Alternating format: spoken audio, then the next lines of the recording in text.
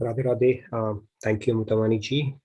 Thank you, Gayatri ji and Padmini ji, for a wonderful session. Radhe Radhe. Good morning, good evening to all of you. Hope you all are doing great. So we will get started. So today I picked up another shloka. Now you might be wondering, what am I doing? Right? We were going in sequence and started picking up other shlokas, but we've been discussing about God when he said, I take on a form and descend you through my yoga maya power. And then that's where we picked up a discussion around how does God assume a form and form and formless aspect of it. And our last discussion, we took references from Bhagavad Gita from chapter 12, where this question was posed by Arjun: which path or which yogi do you consider superior? And Lord Krishna categorically, univocally, decisively gave his verdict on that. And no discussion is completed until we go through the abodes of God as well. And that is where I picked up a shloka to pick up on that concept. It's a mind-blowing concept, like most of the concepts we have in our scriptures. We'll go deep into that concept of all the abodes of God and how we can map it to our mind. It's our mind which plays a role in picking up the abode we end up in.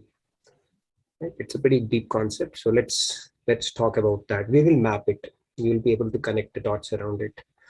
So look forward to another engaging session. Let's get started with our opening prayers for the day. Let me pull up my screen. If audio video stops to cooperate, please let me know, Mutawani-ji. Sure, Nitinji, definitely. Hopefully that doesn't happen, but just in case. All right, we'll get started then. So we did experiment with everybody speaking at the same time, didn't work out, unfortunately. So we'll go back to our old way of, you can all recite it at your on pace and keep yourself on mute. Gurur Brahma, Gurur Vishnu, Guru Devo Maheshwaraha, Guru Sakshat Parabrahma, Tasmai Shri Guruve Namaha. Vasudeva Sutam Devam Kamsa Chanuramardanam Devaki Paramanandam Krishnam Vande Jagadgurum Krishnam Vande Jagadgurum. All right, Radhe Radhe, a very warm welcome once again. So today we will pick up a shloka. Briefly, we spoke about it earlier as well. It's 9.25. And this will give us an opportunity to talk about the different places we all can actually fix our coordinates for in lifetimes to come or the next life. And we'll talk about this concept today. So I'll recite it and then you're welcome to follow. In case you are still wondering why we are 9.25, we are actually in 4.6. And as an offshoot, we picked up 12.1, 12.2, and today 9.25. And then again, we'll be back on 4.7. Possibly tomorrow or early next week, we'll see how far we can progress today. So let's get started. Yanti deva vrita deva Pitrinyanti pitrivrataha Bhutani yanti bhutejya Yanti madhyajinopima. All right. Okay, Rupaji, you can go ahead. Radhe Radhe. Yeah, Radhe Radhe everyone. Yanti deva vrata deva Pitrinyanti pitrivrata Bhutani yanti bhuteja Yanti madhyajinopimam. Very nice, Rupaji. I think your neighbor's dog is equally excited listening to this shloka as we are. So very nice. Thank you. Radhe Radhe. Radhe Radhe. Okay. Yaji, please go ahead. Radhe Radhe. Radhe Radhe. Yanti Devavrata Devan Pitrinyanti Pitrivrataha Bhutani Yanti Bhutejya Yanti Madhyajinopi Mam. Very nice. Sorry, I missed your name. Sandhya ji. Sandhya ji. Sandhya. Sandhya. Okay. That's not very nice, Sandhya. Did well. All right, let's take a few more participants. Uday ji, please go ahead. Yeah, Radhe Radhe. Radhe Radhe, Uday ji. Yanti deva vrata devan pitranyanti pitrivrataha bhutani yanti bhutejya yanti madhyajino apimam. Very nice, Uday ji. Wonderful. Kamlesh ji, if you can turn on your video also, please. Radhe Radhe Radhe. Radhe. Good to see you, Kamlesh Thank ji. you. Yanti devrata devani prat Nanti pitruvata bhutani yanti bhuteja yanti madhya dino api mam. Radhe Radhe. Nice. Thank you very much, Kamlesh ji. Radhe Radhe. Okay. Let's have a few more hands. Yes, Nitin ji, I'm just trying to give it to people new. Ila Datta ji, if you can, please turn on your camera. Thank you. Please go ahead. Radhe Radhe. Radhe Radhe, Ila ji. Yanti devavrata devan pitranyanti pitrivrataha bhutani yanti bhutejya yanti madhyajinopi mam. Very nice, Ila ji. Where are you joining us from? New Jersey. New Jersey. Yes, Radhe Radhe. Radhe Radhe. Good to have you. Thank you so much. Very nice. All right. Do you have any more? Yes, we do have few hands. Sumesh ji, please go ahead. Radhe Radhe. Radhe Radhe, Sumesh ji. Radhe Radhe everyone. Radhe Radhe. Yanti devavrata devan pitrinanyanti pitrivrataha bhutani yani bhuteja yanti madhyajinopi mam. Very Radhe nice, Radhe. Sumesh ji. And I would encourage all the participants to lip sync, recite it as best as you can. It's auspicious, very auspicious. Just reciting Bhagavad Gita shlokas. All right. Do we have any more hands? Yes, we have 5 of them raised. Should we take all of them or just... I'm very disappointed. It's not half a dozen. Okay, just 5. So we'll pick up as many as we can. Let's quickly do that. Oh, sure. Okay. Maybe 2. Ashutosh ji, please go ahead. Yes, Ashutosh. Radhe Radhe. Radhe Radhe. Radhe Radhe. Yanti devarvata devan pittinyanti pitrivata bhutani yanti bhutejya yanti madhyajinopi mam. Very Radhe nice. Radhe. Radhe Radhe. We can pick quickly. If we are 4 more hands, we can do that quickly. Okay. I see a new name. Taska Hyderabad. If you can unmute yourself and turn on your camera. We'll take 4 more and then we'll get started. So including this one, yeah. Yeah. And let's give anybody who's new an opportunity. Yes. Taska, I don't know. I'm not. Can you unmute yourself, please, G? Can you? Yes, go ahead. Radhe Radhe. Radhe Radhe Radhe. Yat karoshi yadashnasi yajnayoshi dadasi yat yatta pasyasi. Sorry, I'm reading the correct one. Oh, no, that's not the one you're reading. You have to read the one on the screen. You picked up a different. Sorry, I'll just read it. Sorry. Yanti deva vrata devan pitrun yanti pitruvrata bhutani yanti bhutejya yanti parya yanti madhyajinopi mam. Very nice. Radhe. Thank you so much. Radhe Radhe. 3 more and then we'll get started. Thank you very much. Okay. Telugu text I have taken. Lakshmi ji, please go ahead. Yeah, Radhe Radhe everyone. Hello, Lakshmi ji. Yanti deva vrata devan पितॄन् यान्ति पितृव्रतः भूतानि यान्ति भूतेज्या यान्ति मद्याजिनोऽपि माम्. Wonderful, very nice, Shukaji. 2 more and then we'll get started. Samji, go ahead, please. Radhe Radhe is my Radhe Radhe. Yanti Devavrata Devam Pitrin Yanti Pitrivata Bhutani Yanti Bhuteja Yanti Madhya Jinopi Mam. Radhe Radhe. Samji, Radhe Radhe, last one and then we get Golabji, please go ahead. Radhe Radhe. Radhe Radhe everyone. Yanti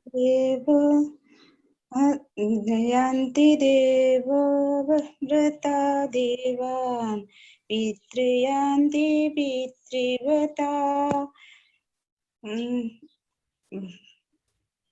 Bhutani Yanti Bhutejya Yanti Madhyapinya Jinopi Mam. Very nice. Thank you, Golabji. Keep practicing. Let's get started on this shloka. Yanti means go. Devavrata, worshippers of celestial gods. Devan, amongst the celestial gods. Pitrin, to the ancestors. Yanti, go. Pitrivrata, worshippers of ancestors. Bhutani, to the ghosts. Yanti, go. Bhutejya, worshippers of ghosts. Yanti, go. Matmaya Yajina, devotees, api, and mam, to me. Short translation. Worshippers of the celestial gods take births amongst the celestial gods. The worshippers of the ancestors go to the ancestors. The worshippers of ghosts take birth amongst such beings, and my devotees come to me alone. So the point here being, God is telling that based on what we worship, where our mind is, where we invest most of our thoughts, emotions, and energy during the course of our lifetime, is what we end up achieving, which can range all the way from celestial gods to our ancestors to the ghosts as well. And today we will go into the whole Sanrachana of Brahman, which is a pretty mind-blowing concept. Like I said, what are the possibilities of the destinations or the vacation homes we can choose for ourselves? So let's get into this deeper concept today. So we'll start off with posing the question that I posed. As you look at this universe that we see, if this entire universe, and I'm talking about only the material universe, not even the spiritual universe so far, if it were a sea beach, then our galaxy, our entire Brahmand of four-headed Brahma, okay, I'm not even talking about our Milky Way galaxy, I'm talking about our entire universe, would be a grain of sand. So just to put it in perspective, even if that entire Brahmand is wiped off, it will not even cause an accounting or rounding off error in the grand scheme of things. That is how insignificant the creation in which we are living is. And within that, you think of the galaxy, within that, you think of the solar system, within that, you think of our planet, and within that, our country, and then our city, and our village, and our home, and our us. You can imagine who we are, right, in this grand scheme of things. Not to get disheartened, but it puts things in perspective and understand humility is actually just accepting who you are. It should not even be a virtue that we should strive for. Who we are, just understand that part. That is how grand this entire universe is. And we will see that the big picture, and you'll be able to appreciate that. And the second aspect of it is, how does our own mind, it chooses the abode we end up spending our lives in? And what are the possibilities of abodes in the entire creation? We'll try to tackle all of these questions today. So mind, basically it says, thought by thought, we forge our destiny. Every thought is actually like a brick you are putting in to build a house. And that is going to forge our destiny. Winston Churchill had said that the responsibility of greatness lies in every thought that we allow ourselves with. So if we choose poor thoughts, greatness, we will go further away from greatness. So that responsibility really lies on us. We cannot say thoughts happen to us. Yes, they do happen to us, mind generates, I don't know, 40,000 or 60,000 thoughts a day. But then we have an ability to pick and choose what are the thoughts we want to ride and what are the thoughts we can discard. What are the waves we want to surf? What are the waves we would simply neglect? We do have that ability. And it is said, I think, a 13 seconds or a 17-second rule. If we choose to surf that thought, it is actually a choice we are making. Yes, I want to think more about it. Nobody is forcing us to do that. And how that forges our destiny, fundamentally, we can break it down to that level. So let's get into that topic today. All right, so let's get started from our Vedas. Now, our Vedas, it's like, what do you call that?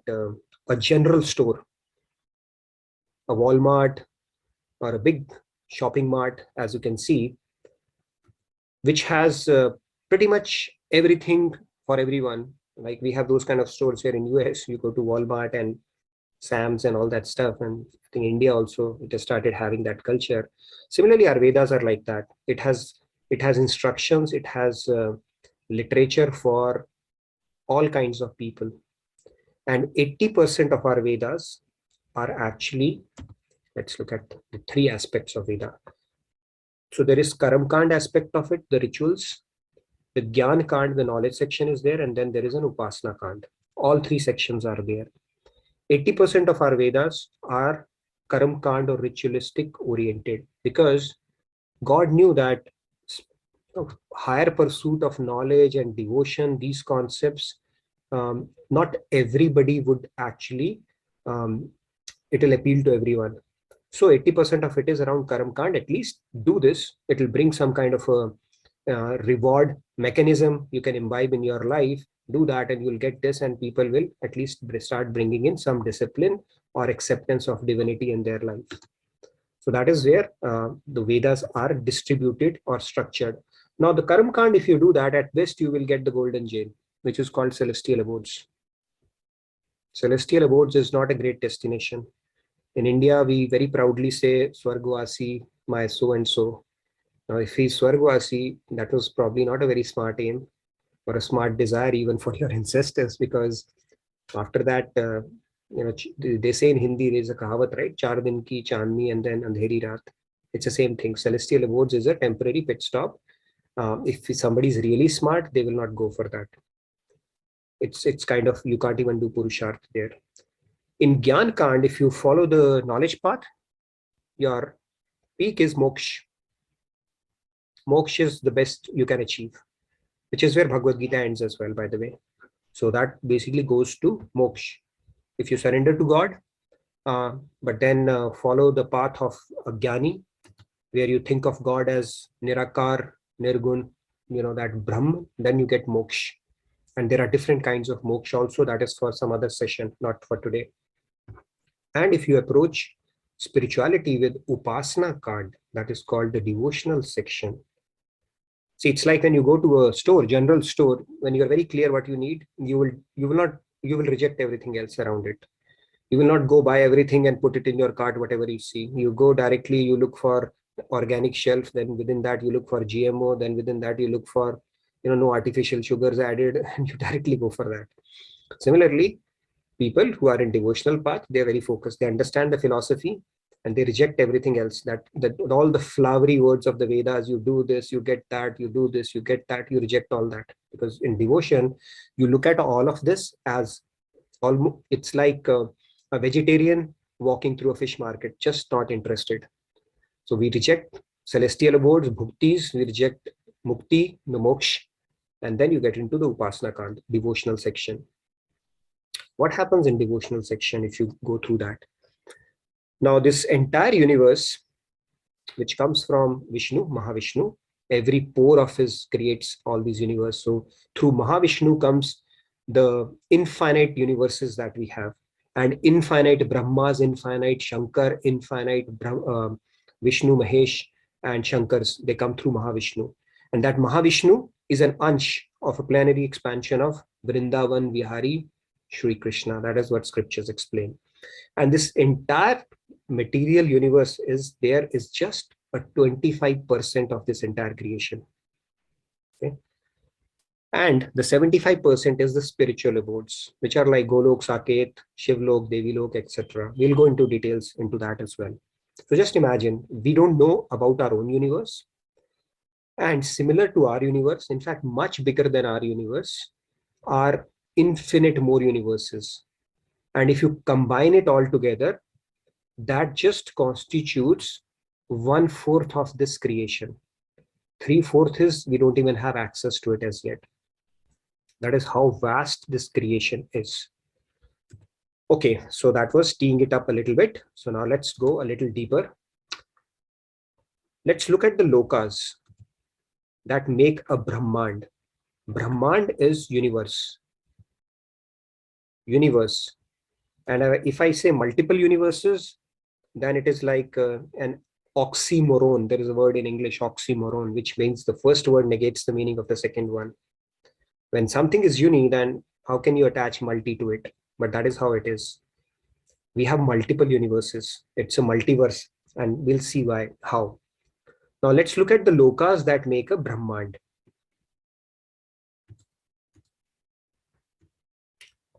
So this is the sphere that we are talking about. Let's say this is the entire material universe. Okay, keep your thinking hats on. Please don't doze off, and please stop me if you lose me at any point. So this is the material creation. What does it encompass? It has multiple Brahmands in it. Multiple Brahmands. Our Brahmand is controlled by the four-headed Brahma. Similar to four-headed Brahma, there are 10-headed, 50-headed, 100-headed, 1,000, million, trillion, infinite-headed Brahmas. So if our universe is as vast as it is, even scientists don't know that right now. Just imagine the other remaining creation which is out there, which we have no clue about. So that is all the material world we are talking about. Beyond the material world comes another sphere, which is called a Birja river. This is where people who attain moksha, the Brahmaleen people who worship God as a formless Nirakar Brahma, they reside. Okay, so this is the border between the material world and the abodes that we are going to talk about, the Birja river, it is called. And beyond Birja river is called Paravyom Lok. This is the 3/4 creation that I'm talking about. So far what we have seen is the 1/4 creation, the material world, the Birja river, which is again, it is a spiritual abode. It is like when you are past the material abodes, that's when you get there. And beyond that comes Paravyom Lok. And within Paravyom Lok, you have the different abodes that we spoke about. Saket Lok, which is Lord Ram's, worshippers go there. Vaikunt, where Lord Vishnu's worshippers go there. Devi Lok, Shiv Lok, Golok. And Golok is the topmost planet, where Vrindavan Vihari Krishna resides. And rest all are his planetary expansions, basically, or his avatars only, his own avatars only. So all are equal. Again, it's not like Vishnu. If Vishnu is manifesting, how many colors? 60 colors. Vishnu has 60 colors. Krishna has 64 colors manifested. 4 are hidden in that. That doesn't mean he's become 96% God or 90% God. Or if Shiva is having even lesser colors that are exhibited, so he becomes 85 or 86% God. No, they are 100% God. They are just manifesting some selective powers and giving people variety and choice, because not all of us are attracted to the same thing. We all are different. Based on our samskars, we get attracted to different, right? Some people get attracted to Shiv Bhagwan, some to Ram Bhagwan. They just like that. Even in Tulsidas, when in front of him, Lord Krishna gave him his darshan. So he looked at him, and we'll get into that topic a little bit more. And he said, he understood that my Ishtadev has manifested in his full glory in front of him, but he still requested him to, get a bow in his hand, because that is how he has always worshipped him. He understands that, he appreciates that, but he still wants to see him in that form. But the point here is, it's not that they change. It's all the same, but these are the spiritual abodes we are talking about, which encompasses 3/4 of this creation. Now, within the Brahmand, let's look at it. Each Brahmand also has different levels of lokas. Okay, we'll talk about that. So let's look at it. It's like we are expanding one Brahmand. So what all is there in one Brahmand? So you have Bhulok, where we are enjoying the hospitality of God. Then we have Bhuvahlok, we have Swarlok, we have Maharlok, we have Janalok, we have Tapalok, we have Satyalok. These are called upper planets. Similarly, it's a middle planet. We have down below, we have Atal, Vital, Sutal, Talatal, Mahatal, Rasatal, Patal Lok. That's where Gulliver went, okay, in case you read that story. There was a story of Patal Lok. I don't know how far it is true, but that is Patal Lok. So you have 7 levels above, 7 levels down below. These are called lower planets. So mind it, these are in every Brahmand. Okay, it's not in one Brahmand alone. Every Brahmand has its own set of upper planets and middle planet and the lower planets. And Ram and Krishna avatar are fairly common avatars in all the Brahmands. So I don't know if their story of Ramayana and Mahabharata is the same or not, but the Ram and Krishna avatars, it happens in every Brahmand, and God is a frequent traveler. He doesn't need a visa. Okay, he can go anywhere. And as we speak, it is quite possible that Lord Krishna is imparting Bhagavad Gita to, Arjun of that Brahmand. Quite possible. He's always busy. Some avatars, these Ram and Krishna avatar, they keep on happening. And these avatars are fairly common. So these are upper planets, middle planets, lower planets. That's not the end. Below these, there are 28 Narakloks. We will not get into those details. If you do this crime, you go into this Naraklok. Garud Puran has all these details, but I would not really recommend anybody to read that, because if you have time, curiosity, motivation, read Bhagavatam. That will be a better use of time than going through Garud Puran, because at the end of the day, our devotion should be grounded in love and not fear. But then there are 28 Narakloks as well, and each Brahmand has its own set of that. I hope you understand, able to appreciate how big this entire universe is. Now, A quick question, sorry. All Brahmands have same timing. I mean, all are in Kali Yuga together. It's a question in the chat. Are Brahmads in Kali Yuga? That's a good question. I think possibly, I don't know, I've not explored it, but Kali Yuga, when it is happening, I don't know if the Brahmans follow the same cycle or they have their own cycle of Chaturyugas. That I don't know. But yeah, possible that all might be following the same cycle, or they may have their own set of cycles. I don't know. Maybe Bhagavatam talks about it, but at least I haven't come across that. Might be a good question. Okay. So this is the sequence of planets that we have. In fact, there's a story in Mahabharata also that Yudhishthira, somebody comes to Yudhishthira, I think a Brahmin, his son is lost. And he said, in your kingdom, how is it possible to do that? And then Lord Krishna bails him out by taking Arjuna along with him. And he goes all the way from Bhulok, all the way up to Satyalok, and then finally to Vaikunt, to Mahavishnu. And that is where the son is. They actually scout for him. But end of the day, it was a Leela done by Mahavishnu just so that he could have darshan of Lord Krishna. So Krishna, although he's Krishna's expansion, but they follow a mutual admiration club. Okay, they really look for each other's darshans and consider each other as spiritual fathers. So that is how those divine Leelas are, with in this particular case that happened as well. In fact, when Krishna avatar happens, the Purna avatar happens very rarely. In fact, in 7th Manvantar, the Vivaswat Manvantar that we are in, and in 28th Kali Yuga, the Purna avatar of Krishna, of Golok Vrindavan, Krishna actually happened. Otherwise, Krishna usually comes through a Vishnu avatar. The Garbhodakshai Vishnu, which is there, like Ram Avatar, Krishna Avatar, that Vishnu avatar, Krishna takes avatar as a Vishnu avatar. But the Purna avatar of Golok, Vrindavan, Vihari, Krishna happens occasionally. And the one that happened 5,000 years back was that avatar of Golok, Vrindavan, Vihari, Krishna.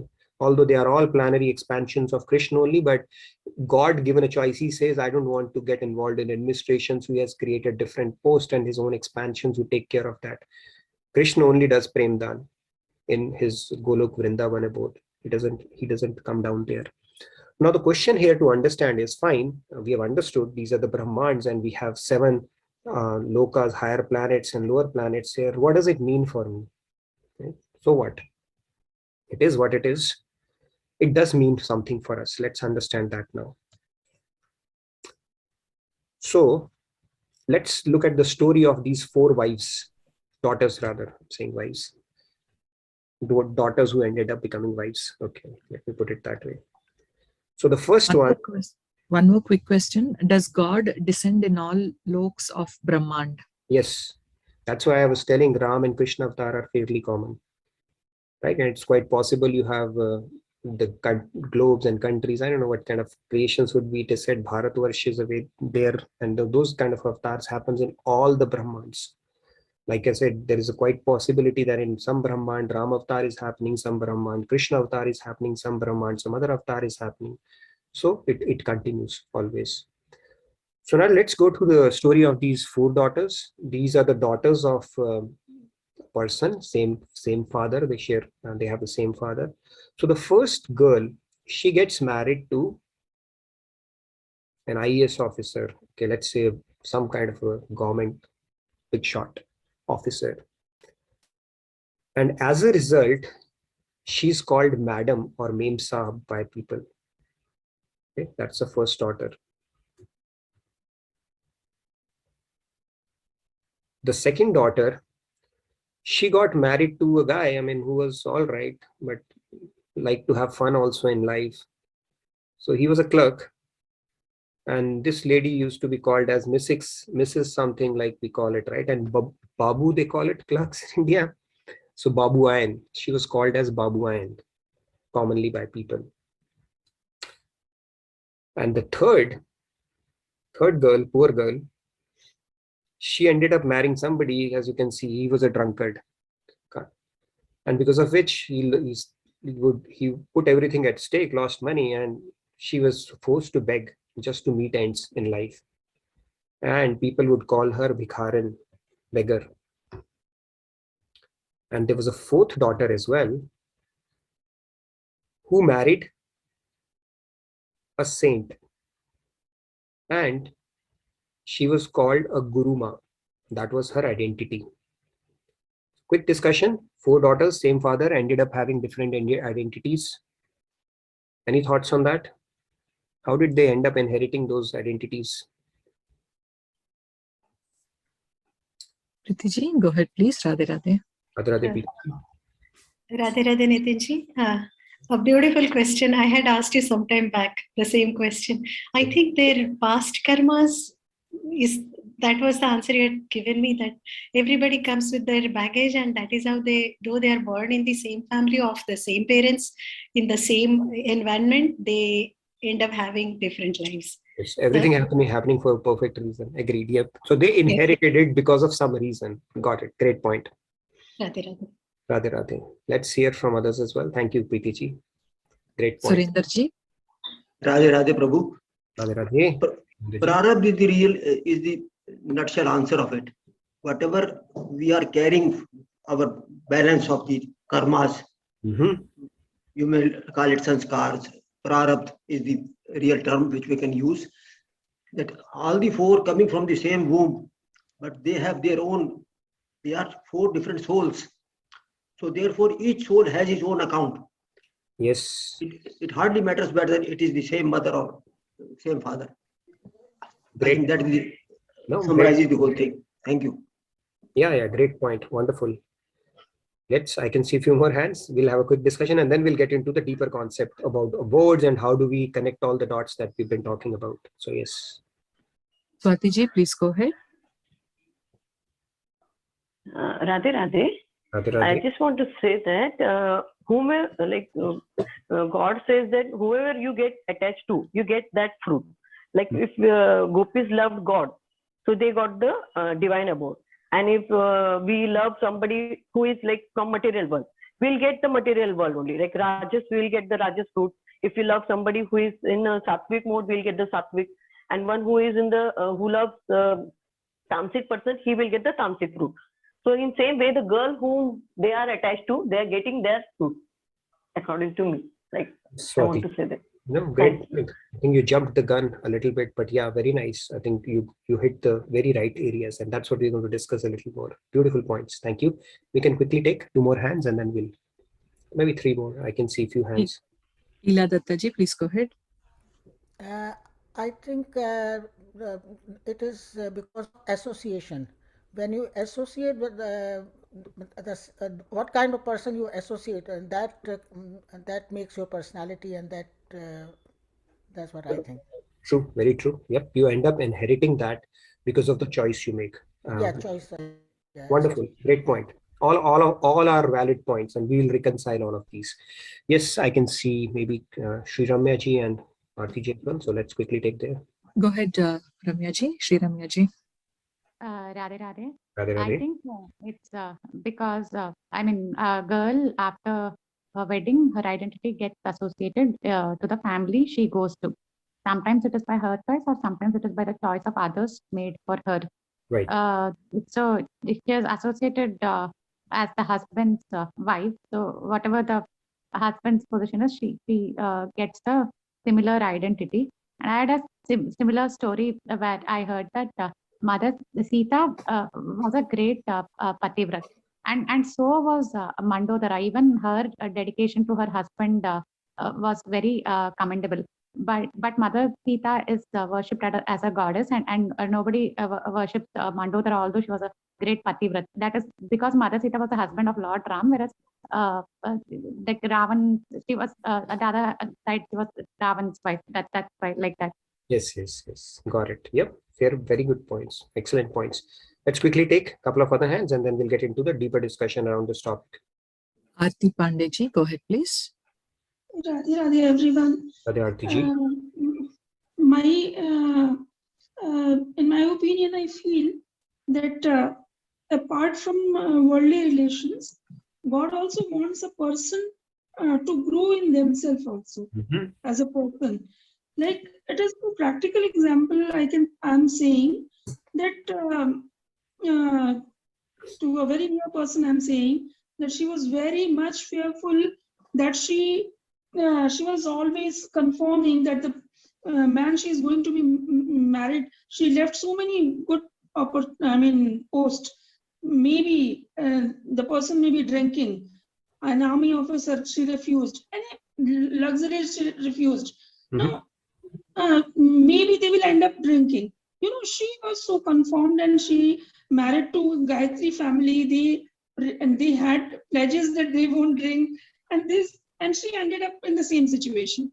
Now, what I feel, that she was so fearful that she attracted the same, and she finally has won all those things, like has come out of it. Like God wants our own upliftment also, maybe attachment to the negativities also, in order to improve as a person. Yep. There's a silver lining and an opportunity in every situation that we encounter, for sure. Great point, Aarti ji. It reminds me of, let's take real quick a minute each, because we have another discussion coming up. So let's take, I can see a couple of other hands. So real quick, if we can. Thank you, Aarti. Great point. Lakshmi ji, go ahead, please. Radhe Radhe. Radhe, Yeah, these daughters are like all minds which we receive or we pursue or which way we adopt. Then so we follow that thing, or we get it at the end of that adoption of that, or whether it's a material world or a spiritual things or gaining something or whatever. So these are just like our minds which we make adoptions of different methods to get the result. Great point, Lakshmi ji. I think we'll be able to reconcile it all together, and I think it's a good segue to the next slide. Beautiful point. Padma ji, real quick. Radhe Radhe. So I'll just say this one sentence and I'll expand. God will meet you exactly where you are and how much you need to grow and where you need to grow, and he will present you what you need to grow towards the spirituality. He will meet you wherever you are, and you can take this and apply everything that happens in your life. Beautiful point. Very true. Very true. We are exactly where we need to be. Perfect. Yeah, it reminds me, especially the second one, the wife of clerk. One of my friends, my parents, he was meeting them for the first time, and he was with his wife. His name is Vishal, by the way. That was early days, though. So he met, and then my parents asked him, "Who is he?" I said, "This is Vishal, and this is," and his wife was there. I didn't know her name, and I said, "This is Vishali." So it became a running joke after that. Okay, her name is Neha, by the way. I said, "This is Vishali." So anyways, so it happens sometimes. You just inherit with whom you are, with your name from your husband, and that's exactly what's happening here. Now let's get into the deeper concept around it. So what our Sri Maharaj Ji explains very nicely with this analogy is that all the four examples that we have looked at here, Lakshmi Ji touched upon that. I think you've been listening to a lot of lectures, Lakshmi Ji. I can see that. So these four analogies, basically, they are illustrations of our mind. So if our mind is attached to tamas, intoxication, and those kind of lower nature pursuits triggered by our lower nature, then the second one is the enjoyment. If our mind is attached there in this world, that is the three gunas I'm talking about, the rajas and the sattva. These three, if you look at it, and then the fourth one is the gunatit, the pure thing. If your mind is attached to that, which is God and saint, that becomes gunatit. So the key point here is when you are actually in these three, you are operating in material world.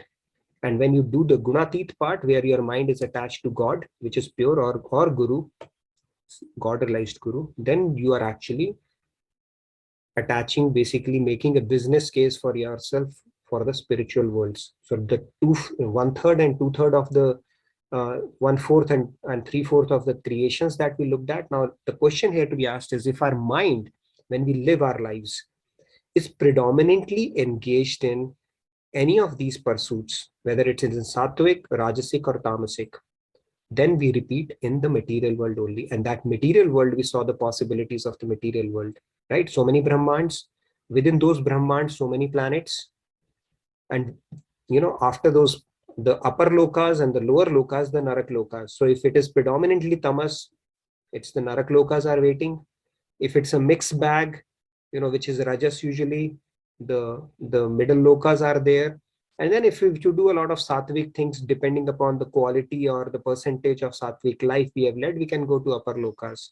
But the point here is the material world is a material world. You are still under the cycle of life and death. You are still under the cycle of 8.4 million.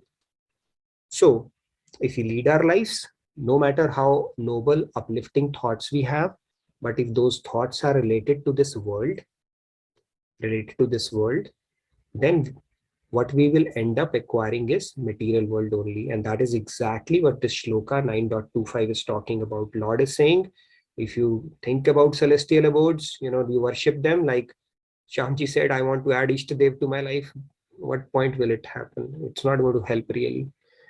Why do we need to add a Devata, Devi Devata in our life when you have already started connecting to the president of this or the governor of this universe? If you do celestial gods, you go to celestial abodes. Celestial abodes are nothing more than golden shackles. You again come back all the way up to Brahmalok.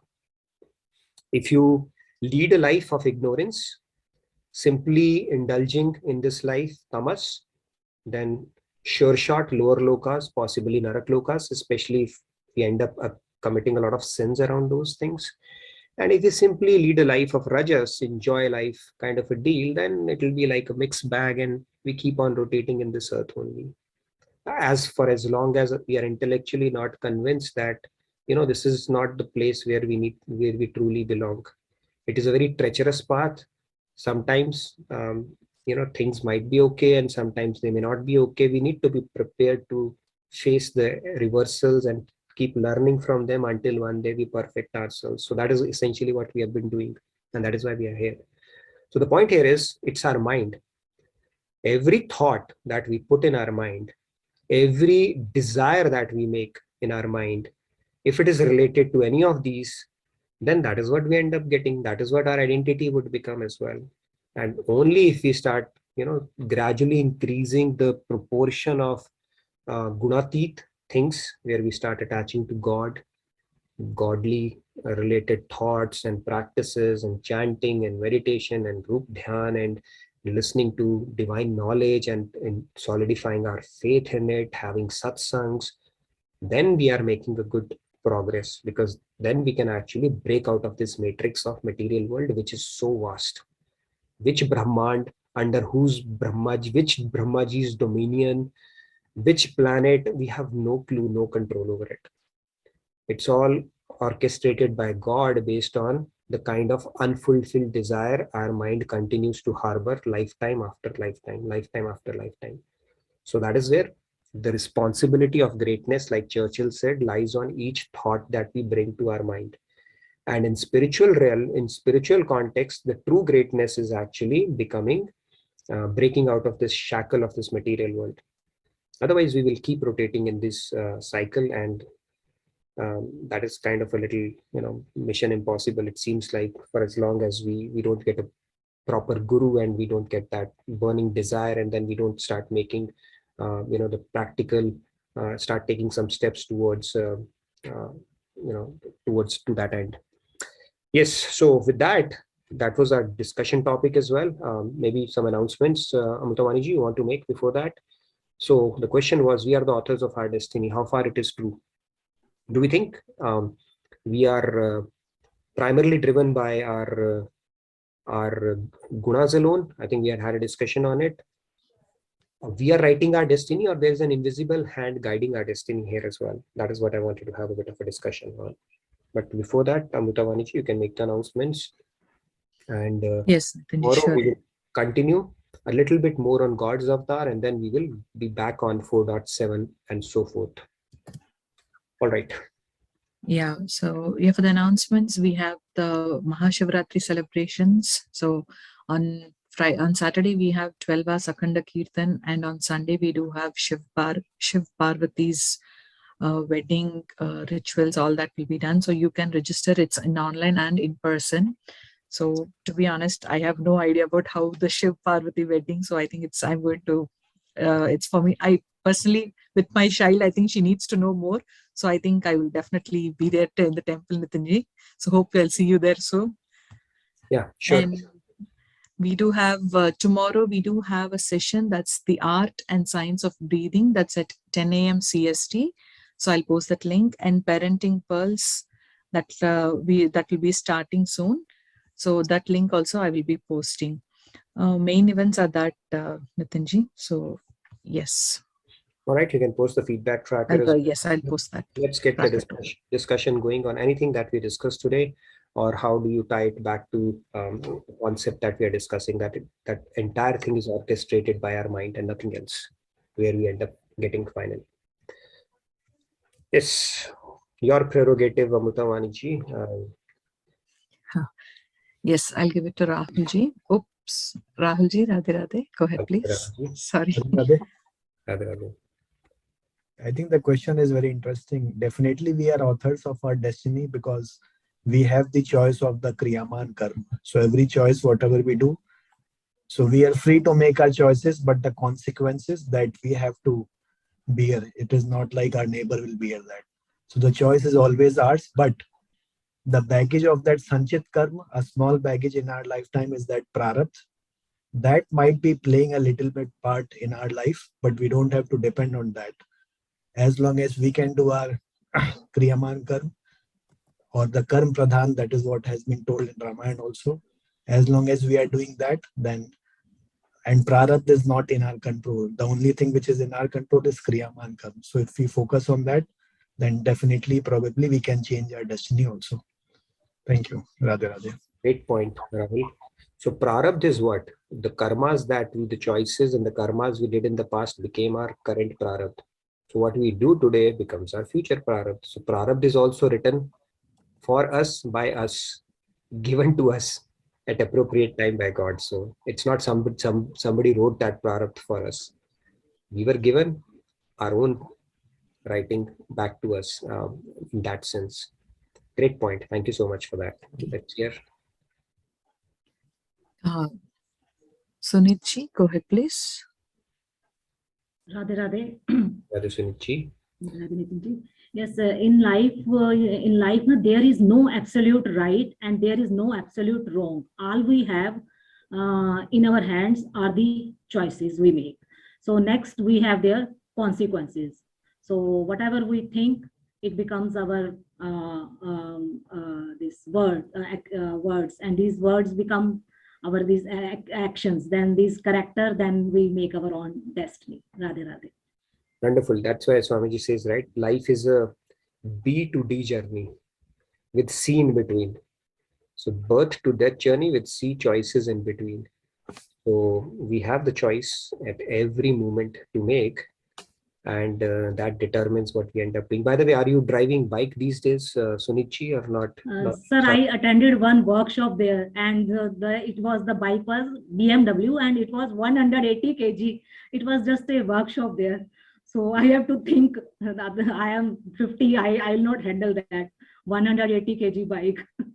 I went there for workshop. Okay. And got a call for the next session. So still it is in, because my daughter is traveling tomorrow to Vancouver. So I'm little bit occupied.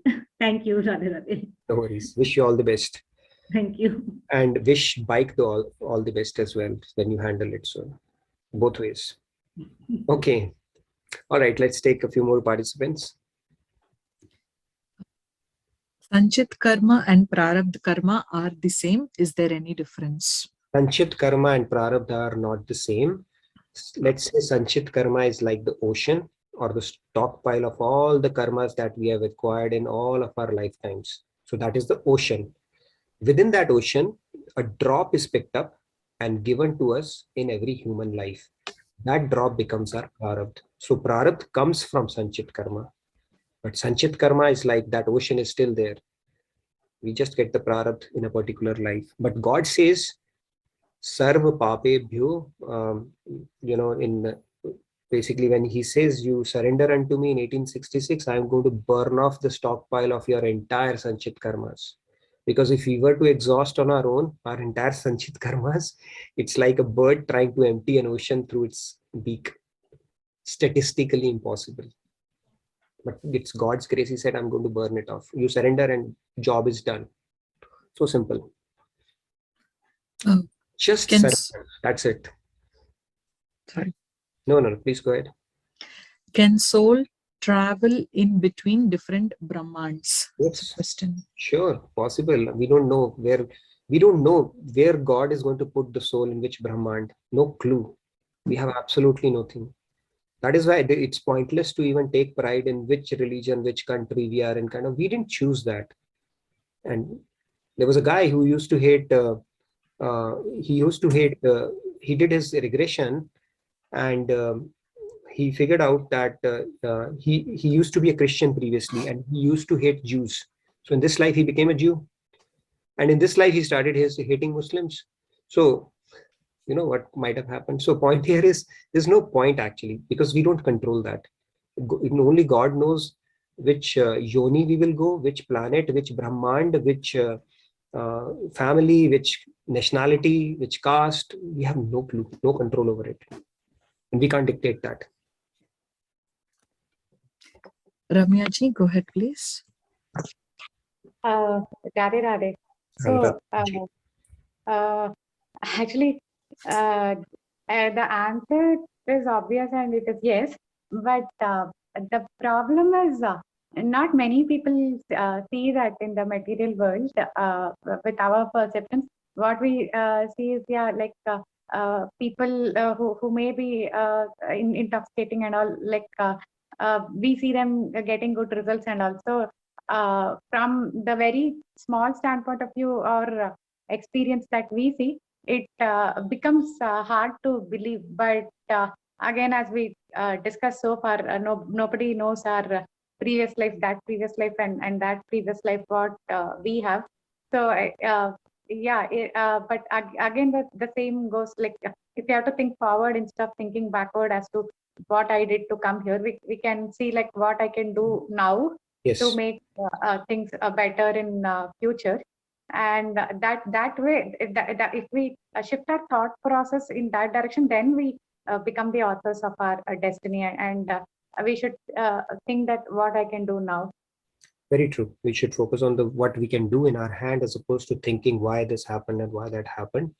And people who you seem to be enjoying, which you think it's not enjoying, it's called agitated mind. Our scriptures say it is agitated mind, not really happiness that you think it's happiness. And people who give this argument, dekha jayega, and who has seen life after death, then it's not dekha jayega, it is bhoga jayega. Okay. So that is how it goes. The scriptures are giving us a very, very clear-cut roadmap on what what are the possibilities and why it happens. And we just have to believe, because saints have reiterated the same. It's not a figment of imagination of Vedavyas or anybody. It's very clearly laid out what happens, why it happens, and things like that. Yes. Any other question? Any other comments, remarks around this? No, Nitaji, thank you. That's very clear. Thank you. Yeah, Radhe Radhe. I think we should just focus on what's there in our hand and make the best use of it. That's the only thing we control anyways.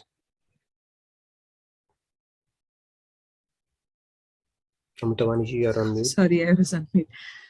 Can we get rid of Sanchit karma or Prarabdh karmas by praying devatas or celestial deities? Is one question.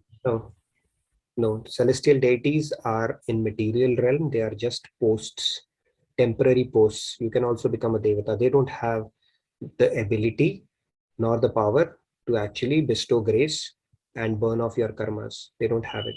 You are still operating in material realm if you are worshipping celestial devatas. It's very simple. That's why Lord Krishna actually gave that in Govardhan Puja. He told, why are you worshipping Indra? And Govardhan actually was a Vishnu avatar, by the way. Govardhan Parvat, we used to provide grass to the cows. And so devatas, no. Devatas are material realm, and they don't have the power to burn off your stockpile of your Sanchit karmas at all. It's only God who can do that. And that too, when you surrender completely. That is the executive statement of Bhagavad Gita, right? Sarv dharmam parityajya mamayekam sharanam braj. If we do not have the sanskar to do bhakti, how will we ever do it? So how does our destiny fall in our hands? See, there is something called an acquired taste also in life. Do we enjoy drinking alcohol? Ask anybody who has drunk it for the first time. Do we enjoy smoking cigarette? Nobody does. But you persist. You persist because your intellect thinks this is going to give me some kind of a kick or a pleasure. And when you persist, you keep on trying, then it starts making sense. So with knowledge, once you understood the purpose of life, once we have understood how bhakti will fast track or help us achieving that end, you force your mind. Initially, you will have to force it, and finally it will start cooperating. If we leave it to our mind alone, that okay, the day it will agree and I'll do it. Man nahi manta. Man will never manta. Okay. Our scriptures say, mane manushyanam karanam bandha mokshayo. This mind is the worst enemy. We have to make it our friend. We have to make it. See, our mind doesn't cooperate with us when we had to study, but you forced yourself. And that is where the discrimination power or activating your intellect with proper knowledge comes into picture. If we leave it to the whims of our mind, it will never happen. But then you have to force it. Keep bringing it back, say, no, I'm not going to listen to you. And then finally it has no option but to cooperate. And that is what is called sadhana. Right? Sadhana is what? Taming your mind and telling it what is the right thing to do. So we have to develop those sanskars. If it naturally doesn't come, we have to start working towards it and not continue to wait like people do. Tushti, Ishwar Tushti, Kal Tushti. Okay, if God will desire, it will happen. When the time will come, it will happen. These are all excuses. You have to force yourself.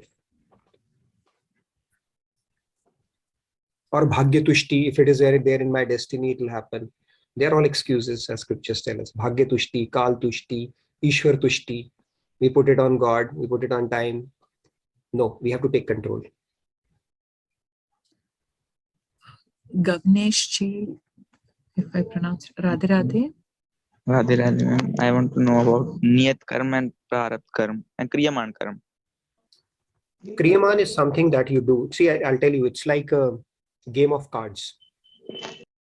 The hand that you are dealt with is fixed. If you played card, poker, I used to play a lot of poker, by the way. It is one of the Panch Mahapap, not with money though. So the hands that are dealt to you is called your prarabdha. You can't do anything about it, right? Kids can complain and do some tricks and change cards, but no, what the hand that is dealt to you is called prarabdha. And the way you play with it is called kriyaman. So you can lose with good cards, and at the same time you can win with bad cards. That was there in your hands.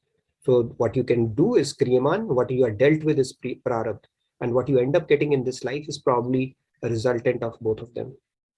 God has given us free will, right? So we have to exercise that. By the way, Rahulji, you brought in free will. Free will is truly expensive.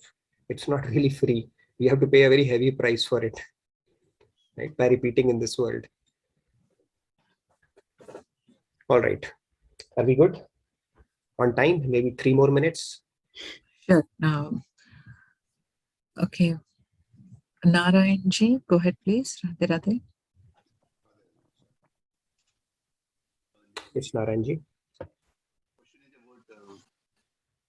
Suppose, for example, Navagrahas, we do some Shanti Puja, some Japas and all that. So people say that if you are born in particular nakshatra and all, we have to do some Shanti Puja to get rid of certain things. And also sometimes we say like the Sadasati, there's some Shani Graha, in birth stars, some other places and all that. I don't know how to call them Shani effect, right? Planet Shani effect. So we do some pujas or Shanti, japas and all to come out of those things. So is it all true, or is it like kind of a commercial kind of belief, or what do you say that? See, I don't know about too much about it. It's like I think our Vedas do talk about, you know, the Vedic the principles and rituals that can be performed, you know, for a particular thing. In astrology, for that matter, is a perfect science. It's a different matter that people, you don't get perfect astrologers, right? And then what's the point in actually investing time on those when you have Purusharth in your hand? But the point here is the most powerful thing to do is bhakti. If you do that, everything, all the stars and everything and anything and everything will start aligning around it, because everything is subservient to God. And when you start connecting with the ultimate thing that a human or a jivatma can do, things will start cooperating and aligning, rather than doing it out of fear and going after Devi Devatas and doing those rituals. Why not do the best thing and the topmost thing, where you start watering the root itself, and rest will invariably align around it. But yeah, I think Vedas do talk about a lot of stuff like Ashwamedh Yag, Putra Kameshti Yag, all that stuff. If you do, I think it gives you the desired results. But when we know the best thing, why not go with the Brahmastra as opposed to doing small weapons here and there? So, but yeah, I mean, there is enough literature in our Vedas to tackle specific. Rupaji? Rupaji? Yeah. Please go ahead. Yeah. Actually, just I have one doubt. The thing is, as you said, like whatever life we get before marriage or after marriage, so what it all depends on our thinking, right? From childhood till a point, we don't know what to imagine or what to think. Maybe because of our environment, we may get into little bhakti, or some people may not get that also. But how does, I mean, our life will be if we don't know anything, and if we think something, and if that becomes our destiny? Was it in our hands or not? I don't know whether I'm framing it in the right way, but I just got it. Like, we don't know, right? Because now we are into this spirituality or devotional path, and we know what is good, what is bad, how to think, how not. But before that, that realization point, whatever the people think depends on the environment or what are the situations. Got your question. Got your question. Yes. So the situation, circumstances, family, all that stuff that we get in life, it definitely has a lot of bearing on it. But again, I'll go back to Bhagavad Gita. I'll pull up that shloka, not for tomorrow, but in one of the sessions. Lord Krishna is saying that again, that is orchestrated, dictated by you only.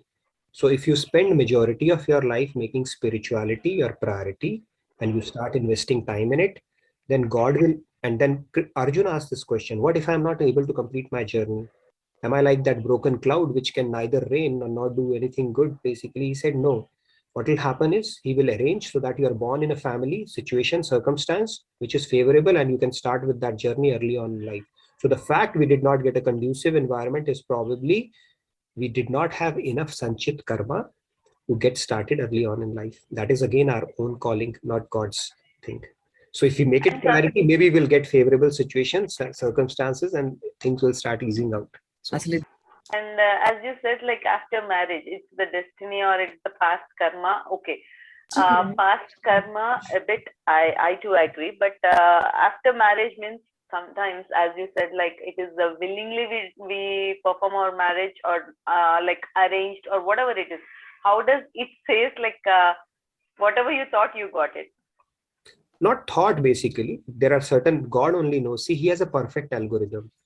God knows what are our karmic debts that we need to, balance out in this life, with whom, and what are the lessons that we need. So only he knows that. It's very difficult to say that, why did I come up with that, or this happened.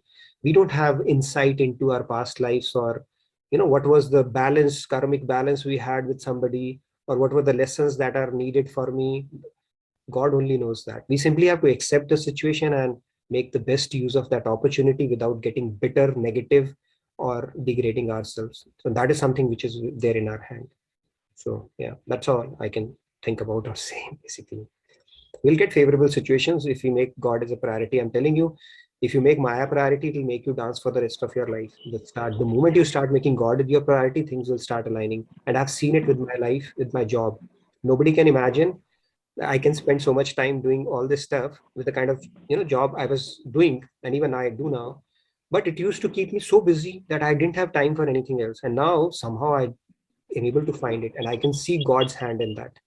It starts happening. You start making it a priority, you'll see things will start aligning. We'll start finding time as well.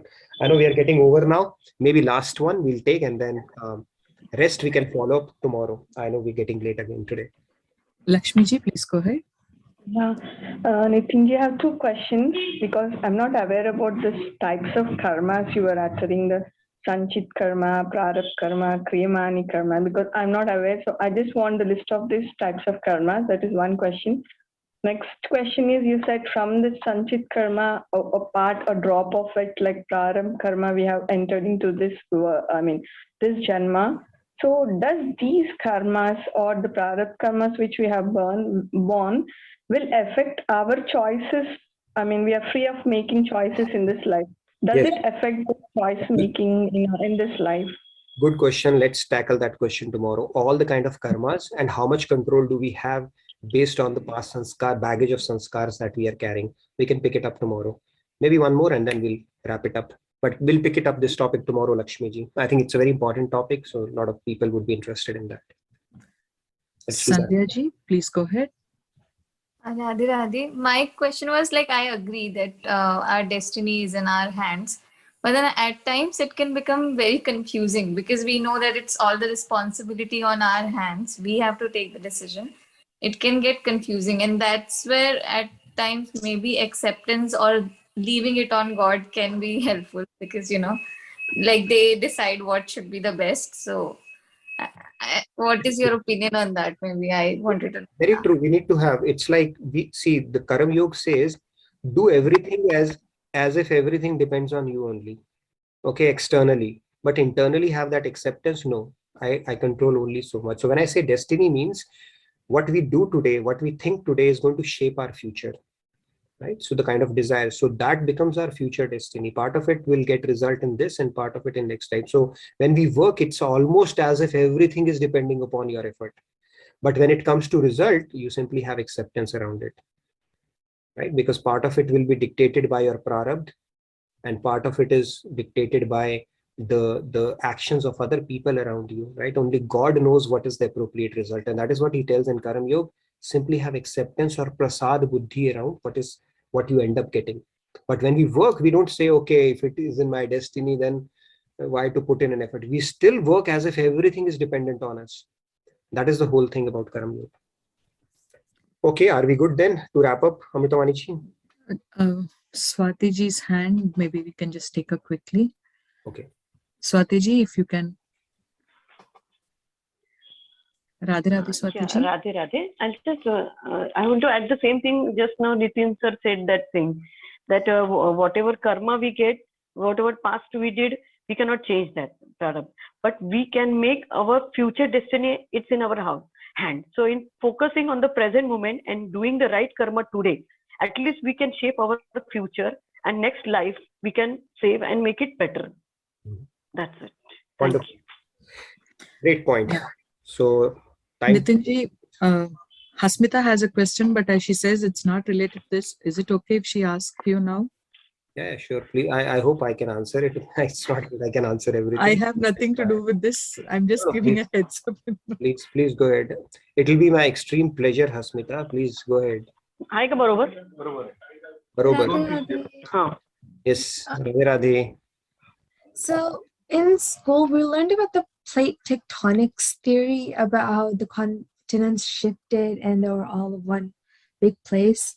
So if that, why did God create the plate tectonics theory? Like, was it to like separate the continents? Because if all the continents were together, would we have different places like Europe, India, Russia? And why did God create that? Like, why did he make it happen? Why did he make it happen? You're saying God, huh? I think God has a lot of time at his disposal. He's not having a 8 to 6 job like we do. So a lot of funny ideas come to his mind. But if you look at it in this whole thing, it's interesting. If you look at globe, right? If it is a mass, India actually comes in the center of it, right? The center of that globe, and then the tectonic shifts do happen. I don't know. I mean, that is a global phenomena. A lot of phenomena happens. Now, you would say, why does air, carry wind from, that whole shifts that happen, the weather patterns and stuff. So that whole geographical thing, why it happens, I think there are certain rules that govern that, right?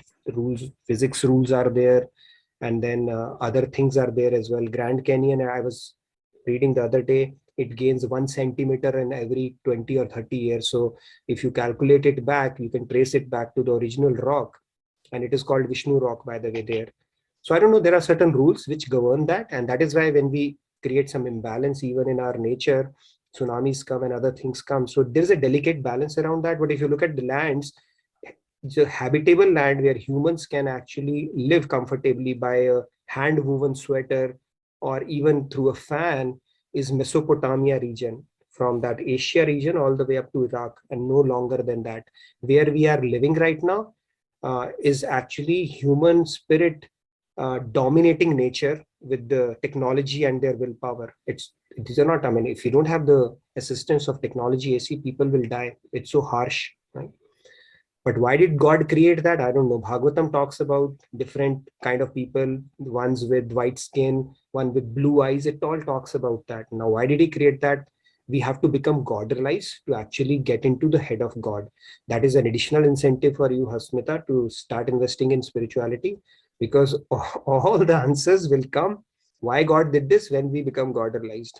So a lot of answers will have to keep those queries pending until we perfect and get all the answers automatically. So that's all I can tell you right now. Thank you so much, Nitinji. Thank you. We have another incentive to become God. Right? There's so many questions. Why would God do that, right? Did he become bored? I used to ask this question, why creation? Was he bored? Just let us be sleeping. So be it. Why creation and go through all this? But now it's kind of started clicking that he's giving us an opportunity to become like him. Think of it, if you become like God, how happy you would be, how uplifting it will be, how knowledgeable you will be. And he's giving us an opportunity lifetime after lifetime until we perfect it. And he's giving us all the materials as well. But yeah, good question. Tectonic shifts, geography Thank you so refresher. much, Nitinji. Thank you. So, and sorry I took a few minutes of your thing. No, So, I have an answer. I was just rambling. Okay, so it's okay. no. Padmaji, if you can be quick. Yeah, Radhe Radhe, go ahead, please. No, Hasmika is gone. Actually, I just She's here. She's here. Hasmika. So, I have two kids, right? They like logical answers before they can get spiritual. So since she's not like everybody else, she's not up there and not God realized. Is it okay, Hasmika, if I give you a small logical answer and a question? There you. All right. So, do you believe in evolution? Do you know what evolution is? Mm-hmm. Evolution is a process where things change and transform, like, even animals, they adopt and they change, and there is a microevolution and macroevolution, right? So in evolution, there is always good and there is always bad, right? Animals evolved, right? We evolved as human beings, yes? So in the process of evolution, there are a lot of things which happened, a lot of animals which disappeared, a lot of animals which transformed into something else.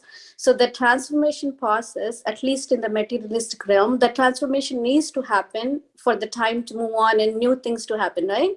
Mm-hmm.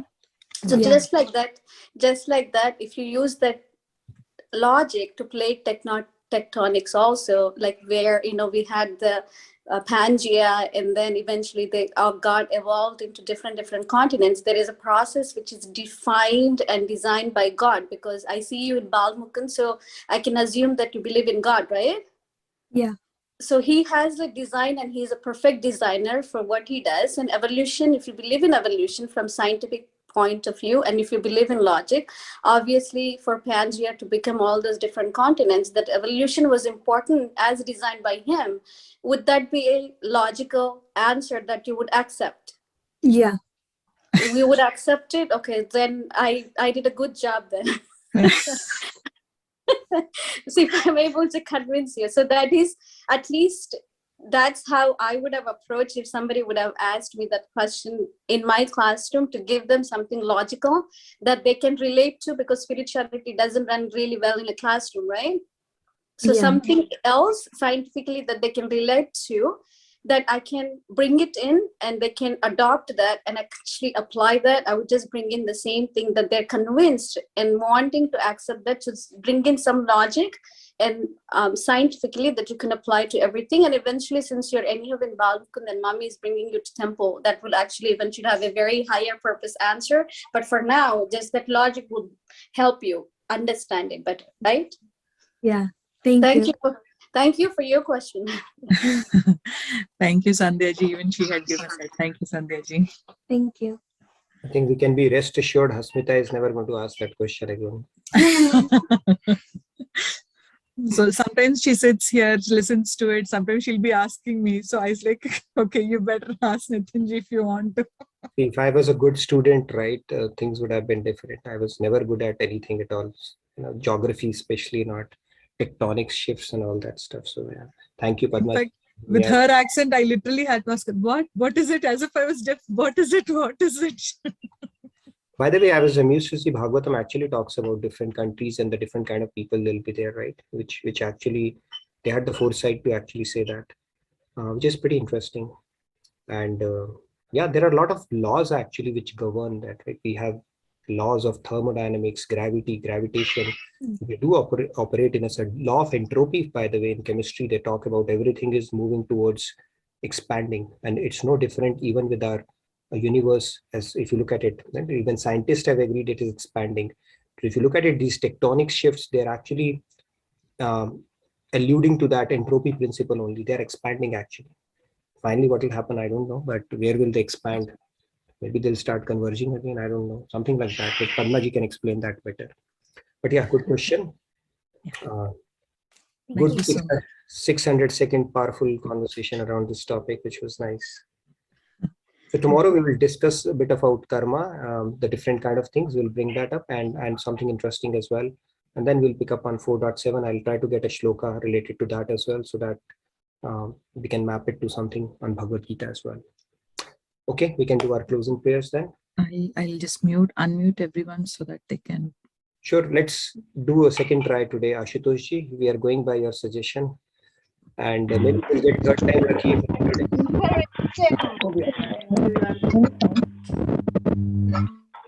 Om सर्वे भवन्तु सुखिनः सर्वे सन्तु निरामया सर्वे भद्राणि पश्यन्तु मा कश्चित् दुःखभाग्भवेत् ॐ शान्ति शान्ति शांती शांती शांती. Om Shanti. काय केलं? Very nice. Thank you, everybody. I look forward to seeing you tomorrow. Have a wonderful day and a great rest of your evening. Radhe Radhe. Thank you, everyone. Thank you, Nitinji. Radhe Radhe. Radhe Radhe.